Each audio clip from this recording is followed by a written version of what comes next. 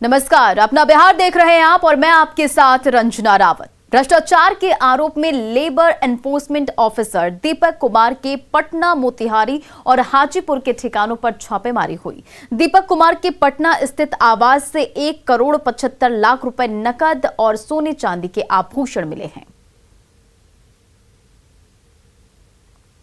तो ये तस्वीरें आपके सामने, जहां पटना के घर से मिले 1,75,00,000 रुपए। और इस पर अधिक जानकारी के साथ संजय हमारे संवाददाता फोन लाइन पर है। संजय, कहां तक ये जांच पहुंची और क्या क्या जानकारी है आपके पास? देखिए, अभी से थोड़ी देर पहले आधिकारिक तौर पर निगरानी अन्वेषण ब्यूरो ने इस पूरे मामले में जानकारी दी है और बताया गया है कि उनके 2 ठिकानों पर छापेमारी चल रही है, पटना और मोतिहारी। जो उनका आवास है वहां पर छापेमारी में अब तक जो 25 जमीन के कागजात मिले हैं और डीड जो मिले हैं, इसकी कीमत निगरानी अन्वेषण ब्यूरो ने तकरीबन 7 करोड़ बताई है। ऐसे में इनकी अकुत संपत्ति का आप सहज ही अंदाजा लगा सकती हैं। इसके अलावा 47 लाख से अधिक के आभूषण मिले हैं, जिसमें गोल्ड और सिल्वर के बिस्किट भी हैं। साथ ही बैंक और पोस्ट ऑफिस के तकरीबन 42 खाते। अब सोचिए, कोई 1-2 खाता नहीं रखता, लेकिन इनके पास 42 खाते हैं, 50 से 8 कम। इसके अलावा 17 डेबिट और क्रेडिट कार्ड भी जब्त किया गया है। LIC के 14 पॉलिसी के कागजात भी जब्त किए गए हैं और इसमें हर साल प्रीमियम जो है भारी मात्रा में प्रीमियम जो है वो राशि जो है वो दी जाती थी। छापेमारी अब भी चल ही रही है और निश्चित तौर पर जब छापेमारी खत्म होगी तब अंतिम कंक्लूजन पे निगरानी की टीम पहुंचेगी कि आखिरकार आय से अधिक इन्होंने कितनी संपत्ति अर्जित कर रखी है। जी रंजना। चलिए संजय, तमाम जानकारियों के लिए बहुत बहुत शुक्रिया।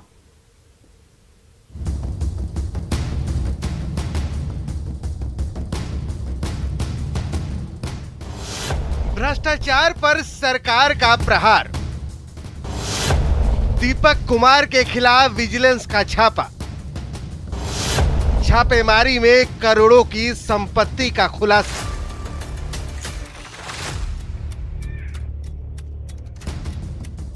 विजिलेंस की टीम ने हाजीपुर में posted labour enforcement officer Deepak Kumar के 3 ठिकानों पर एक साथ छापेमारी की। पटना, हाजीपुर और मोतिहारी विजिलेंस ने उसके ठिकानों को खंगाला। पटना में दीपक कुमार के घर से जो कुछ बरामद हुआ वो विजिलेंस टीम का होश उड़ाने वाला था। और देखिए, हैरानी की बात है, ब्रीफकेस में नोट रखे गए हैं और एक ब्रीफकेस है, ठीक इसके बगल में एयर बैग है। इन 2 जगहों पर 2 करोड़ से अधिक की राशि जो है वो जब्त की गई है। ये कैश है और इसमें 200 के नोट हैं, 100 के नोट हैं, 500 के नोट हैं। और ये देखिए किस तरीके से पैक किया हुआ है ये नोट। 10 रुपये का भी ये नोट है जो बैंक से निकाला गया लगता है। और ये हैरान करने वाली तस्वीर है। भ्रष्टाचार के बल पर अकुत संपत्ति अर्जित कर रहे ये अफसर कुछ समझ नहीं पा रहे हैं और 2-2 करोड़ रुपए घर में कैश के रूप में रख रहे हैं। बहरहाल एक बड़ी कामयाबी निगरानी के लिए, एक बड़ा कैच। जो ऑर्नामेंट्स है आप तस्वीरों में देखिए, जो आभूषण है उनको भी रिकवर किया गया है और वैल्यूअर आएंगे, उनकी भी कीमत लगाई जाएगी। दीपक कुमार के पटना स्थित घर से करीब 2.25 करोड़ रुपए कैश, 20 से 25 सोने और चांदी के बिस्किट, 1 दर्जन से ज्यादा बैंकों के पासबुक, 2 दर्जन के करीब क्रेडिट और डेबिट कार्ड के अलावा LIC में निवेश के कागजात, प्रॉपर्टी के पेपर और कई लाख के आभूषण जब्त किए गए हैं। 1,06,00,000 का DA का मामला बनाते हुए FIR दर्ज की गई थी। उसी सिलसिले में कोर्ट से आदेश लेकर के आज सर्च का अभियान चल रहा है, जिसमें अभी तक लगभग 2.25 करोड़ से ज़्यादा प्लस जो सामने दिखाई दे रहा है, अभी तो उसका वैल्यूअर से कराया जाएगा। बहुत सारे डीड वगैरह का कागजात भी बरामद हुए हैं, पासबुक वगैरह, जिसका अभी हम लोग काउंटिंग कर रहे हैं। पासबुक कितना मिला? पासबुक लगभग 15-20 होगा। हाँ, 20-25 पासबुक है।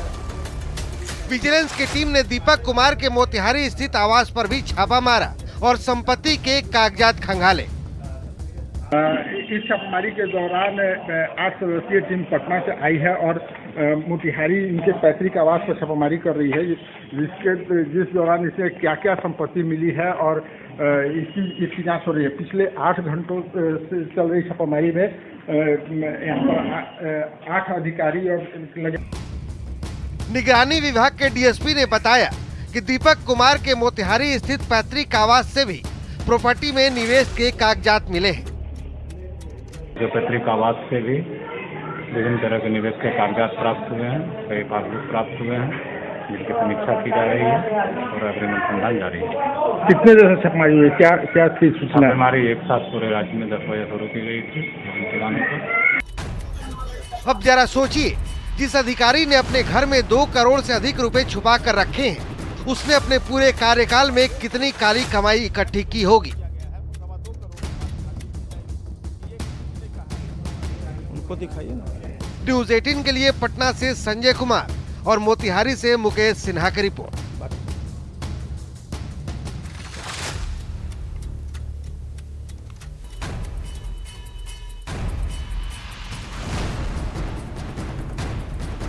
और जमुई के झाझा थाना इलाके के जुड़पनिया जंगल में कार्रवाई के दौरान पुलिस को बड़ी कामयाबी मिली है। सर्च अभियान के दौरान पुलिस ने नक्सलियों के मंसूबों को नाकाम कर दिया है। सर्च अभियान के दौरान जंगल से पुलिस ने 1 क्विंटल विस्फोटक और हथियार बरामद किया है। मौके से जंगल में गड्ढा खोदकर ड्रम में रखा गया 1 क्विंटल अमोनियम नाइट्रेट भी बरामद किया गया। और ये 2 तस्वीरें, एक्सक्लूसिव तस्वीरें आपके टीवी स्क्रीन पर। साथ ही पुलिस ने 2 हथियार भी बरामद किया है और जिला पुलिस के अलावा सीआरपीएफ और एसटीएफ के जवान इस कार्रवाई में शामिल थे। और आपको बता दें कि झाझा के जंगली इलाकों में नक्सली कमांडर पिंटू राणा, मतलू तूरी और विजय का दस्ता सक्रिय रहता है। पुलिस को सूचना मिली थी कि नक्सली किसी बड़ी वारदात को अंजाम देने के फिराक में थे, जिसके बाद पुलिस ने ये पूरी कार्रवाई की है। और देखिए ये 2 तस्वीरें जहां पुलिस का सर्च अभियान और भारी मात्रा में विस्फोटक बरामद किया गया है। नक्सलियों की साजिश को पुलिस ने नाकाम करते हुए जुड़पनिया जंगल में छापेमारी की और लगभग 100 केजी है अमोनियम नाइट्रेट है जैसा पदार्थ है। साथ में 2 हथियार भी उसके पास छुपा के रखे गए थे, जिसमें पानी लग गया है थोड़ा सा। इन लोगों की मंशा पुलिस पर अटैक करने की, पुलिया को उड़ाने की है, बट वो लोग सफल नहीं हो पा रहे हैं। जैसा आप देख रहे हैं कि पिछले माह भी सिकंदरा के गिद्धेसर जंगल में एसएसबी के द्वारा पकड़ा गया था। ये सीआरपीएफ और एसटीएफ की ज्वाइंट टीम ऑपरेशन और बिहार पुलिस के ज्वाइंट ऑपरेशन मिला है। भागलपुर के नाथनगर में एक बार फिर बम विस्फोट की घटना में 2 बच्चे जख्मी हो गए हैं। घटना नाथनगर के रेलवे स्टेशन के पास के मोमिन टोला की बताई जा रही है। जख्मी दोनों बच्चों को अस्पताल में भर्ती कराया गया है। पीड़ित के परिजनों के मुताबिक मोहल्ले में 3 बच्चे खेल रहे थे, तभी कूड़े के ढेर में से मिले एक बैग को किसी बच्चे ने पटक दिया, जिससे तेज धमाके के साथ बैग में रखा बम विस्फोट हो गया, जिसकी चपेट में आने से 2 बच्चे घायल हो गए। फिलहाल पुलिस जो है पूरे मामले की जांच कर रही है और बम की तीव्रता कितनी थी और बम कहां और कैसे पहुंचा, इन सारे सवालों के जवाब जांच के बाद ही मिल सकेंगे। 2 दिन पहले भी नाथनगर रेलवे स्टेशन के पास बम विस्फोट में एक व्यक्ति की मौत हो गई थी। खाने के लिए बैठे तो उसे बम विस्फोट हुआ, तो बम विस्फोट हुआ तो हम खाना छोड़िए कि हम बाहर निकले कि बच्चा सब तो मेरा भी रहता है वहाँ पर खेलता, तो आए तो कोई पता नहीं चले। मगर इंस्पेक्टर जो भी दौड़ा तो वो पुलिस पंजी कि एक तो बच्चा का हाथ जख्मी हुआ, मगर उधर जा रहा था, कोई कुछ बोला नहीं, तो हम लोग फिर चुप हो गए। अब फिर दूसरा आदमी वहाँ पर बताया पंजी कि एक तो बच्चा, तुम्ही का बच्चा को चोट लगा, बंडिश उंडिश कर, तब हम दौड़े खोजने के लिए। हरियाणा में खुले में नमाज पर रोक के बाद अब बिहार की सियासत भी ठंड के मौसम में गर्म हो रही है। मुद्दा तब और गर्मा गया जब बीजेपी विधायक हरिभूषण ठाकुर की ओर से बिहार में खुले में नमाज पर रोक लगाने की मांग की गई। जाहिर है ऐसे बयान पर बीजेपी के विरोधी दलों का तिलमिलाना लाजमी है। ये रिपोर्ट देखिए।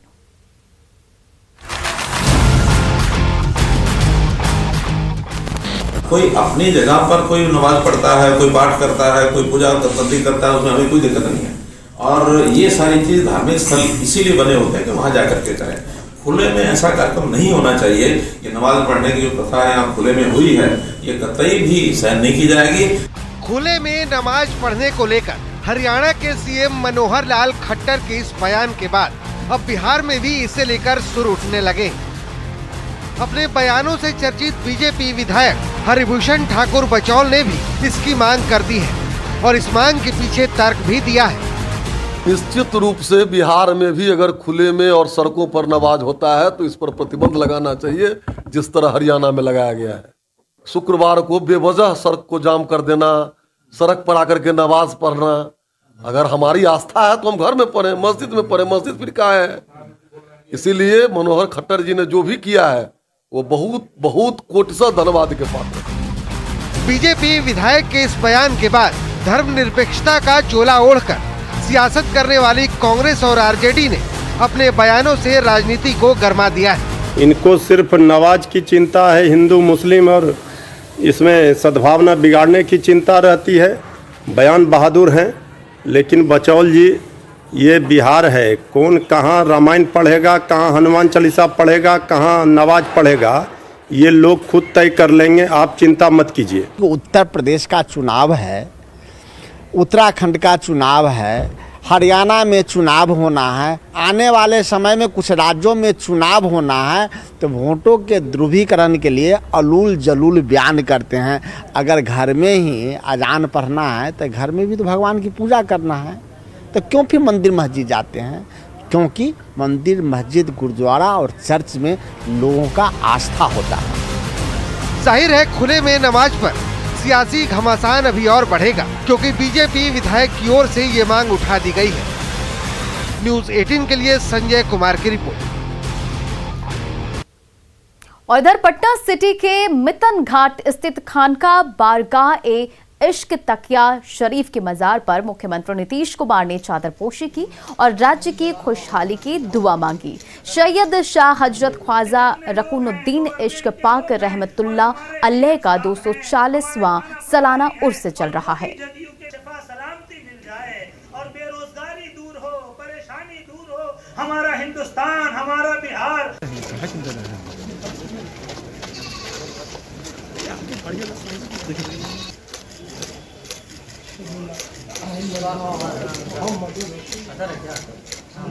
जितने लोग हैं गवर्नमेंट के लोग हैं और हमारे डीएम साहब हैं, हमारे थाना प्रभारी हैं, और जो भी जदयू के शफा सलामती मिल जाए और बेरोजगारी दूर हो, परेशानी दूर हो। और इधर नालंदा के राजगीर में आयुर्वेद पर्व सम्मेलन का मुख्यमंत्री नीतीश कुमार ने उद्घाटन किया और अंतर्राष्ट्रीय कन्वेंशन सेंटर में 3 दिवसीय आयुर्वेद पर्व का आयोजन किया गया। आयुर्वेद पर्व में देश भर के 1500 आयुष चिकित्सक हिस्सा ले रहे हैं। इसमें 50 बड़े बड़े आयुर्वेद कंपनी का स्टॉल भी लगाया गया है और इसका मकसद लोगों में आयुर्वेद के प्रति भरोसा बढ़ाने और इलाज के लिए आयुर्वेद को लोकप्रिय बनाना है। और इस दौरान मुख्यमंत्री नीतीश कुमार ने कहा कि मेरे दादा पिता के बाद मेरे बड़े भाई भी हैं और आयुर्वेद के डॉक्टर हैं। सीएम ने आयुर्वेद को बढ़ावा देने के लिए हर संभव मदद का भरोसा दिया है। साथ ही भविष्य में राजगीर में ही नेचुरोपैथ का एक संस्थान खोलने का भी भरोसा दिया है। राजगीर में नेचुरोपैथ का भी एक संस्थान हम जरूर चाहते हैं कि यहाँ नेचुरोपैथ स्थापित हो जाए ताकि सब लोगों को इसका लाभ मिले। कि मेरे जो दादा वो भी वैद्य थे, उनके पिता जी भी वैद्य, और आप जानते हैं कि मेरे बड़े भाई जो है वो भी वैद्य हैं। तो इसलिए हर तरह से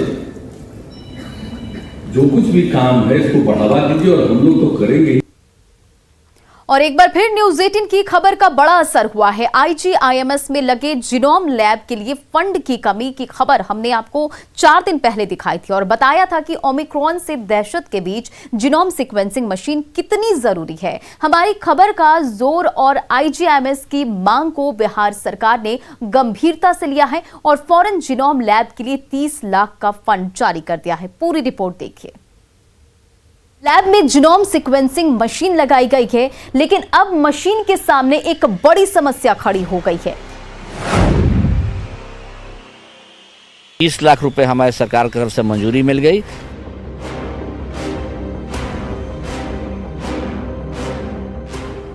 न्यूज़ 18 की खबर का बड़ा असर। जीनोम लैब को मिला 30 लाख का फंड। यही वो मशीन है जो दुनिया को दहशत में डालने वाले कोरोना के नए वेरिएंट ओमिक्रॉन को डिटेक्ट कर सकती है। कोरोना के किसी भी वेरिएंट का पूरा बायोडाटा निकाल सकती है। इस मशीन को जीनोम सीक्वेंसिंग मशीन कहते हैं। पटना के IGIMS में जीनोम सीक्वेंसिंग का पहला सेंटर बनाया गया है, लेकिन सेंटर में बड़े खर्च को देखते हुए IGIMS प्रबंधन ने स्वास्थ्य विभाग से फंड की मांग की थी, जिस पर सरकार ने गंभीरता दिखाते हुए फिलहाल 30 लाख का फंड मुहैया करा दिया है। हमने बताया कि एक बार टेस्ट करने का 15 लाख रुपए लगता है और उसके लिए जो है एक बार में कम से कम 1 और मैक्सिमम 96 सैंपल टेस्ट हो सकता है, यानी पर सैंपल जो है वो कॉस्ट इसमें डिवाइडेड होता है। तो इसके अंतर्गत उन्होंने बोला कि 2 रन का हम आपको पैसा दे देंगे और इसके लिए आप लिखित रूप में हमसे मांग कीजिए। हमारा संस्थान की तरफ से हमारे निदेशक ने लिखित रूप में सारी जानकारी दी और उसका जो बजट के लिए मांग की 30 लाख रुपए मिले हैं। 30 लाख रुपए हमारे सरकार की तरफ से मंजूरी मिल गई और प्राप्त हो गया, जिससे हम लोग रिएजेंट अब खरीद के और अपना सुचारू रूप से लैब को चला सकते हैं। दरअसल जीनोम सीक्वेंसिंग की जांच में एक बार में 96 सैंपल की जांच होती है, जिस पर तकरीबन 15 लाख का खर्च आता है। ऐसे में 30 लाख की राशि से अब 192 सैंपल की जांच हो सकेगी। पटना से न्यूज़ 18 के लिए रजनीश कुमार की रिपोर्ट। और पटना से आपको बड़ी खबर बता दें, पराली जलाने वाले 98 किसानों पर कार्रवाई। मसौड़ी के 19 और धनरुआ के 17 किसानों पर कार्रवाई।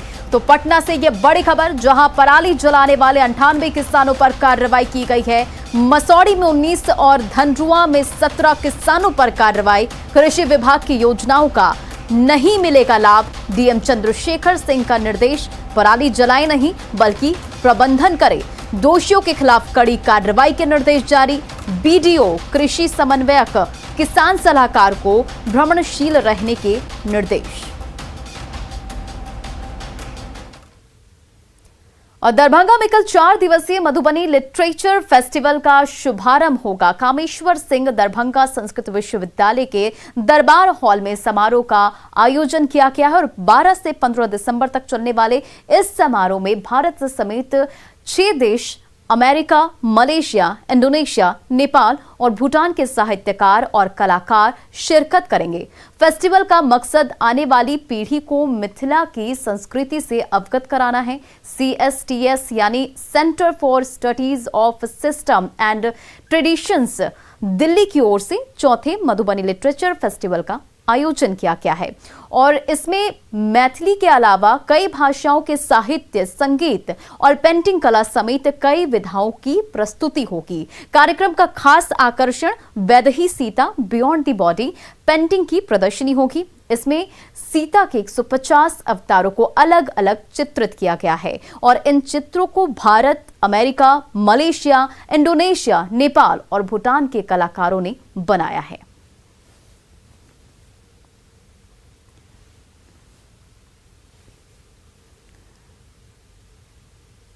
तो आपको बता दें कि दरभंगा में कल 4 दिवसीय मधुबनी लिटरेचर फेस्टिवल का शुभारंभ होगा और कामेश्वर सिंह दरभंगा संस्कृत विश्वविद्यालय के दरबार हॉल में समारोह का आयोजन किया जाएगा।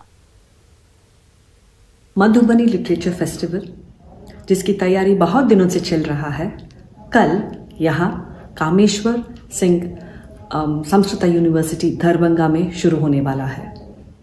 इस बार वैदेही विचार आधारित इसमें चित्र रूप हो या दृश्य काव्य हो, चर्चा हो, सब इसके चारित्र के रूप, उसकी महानता को दिखाने और समझने और अगले पीढ़ी को इसको केवल एक सांस्कृतिक रूप ना देते हुए उसको एक संस्कार के रूप में उसको देने का। शिक्षा के क्षेत्र में बदलाव को लेकर नीति आयोग की रैंकिंग में औरंगाबाद को पूरे देश में 3रा स्थान मिला है और अक्टूबर महीने में इसकी सूची जारी कर दी गई है, जिसके बाद शिक्षा विभाग में खुशी है। शिक्षा की दशा में सुधार लाने के लिए नीति आयोग से राशि उपलब्ध कराई जाती है और हर महीने उसकी मॉनिटरिंग की जाती है, जिसके आधार पर रैंकिंग की जाती है।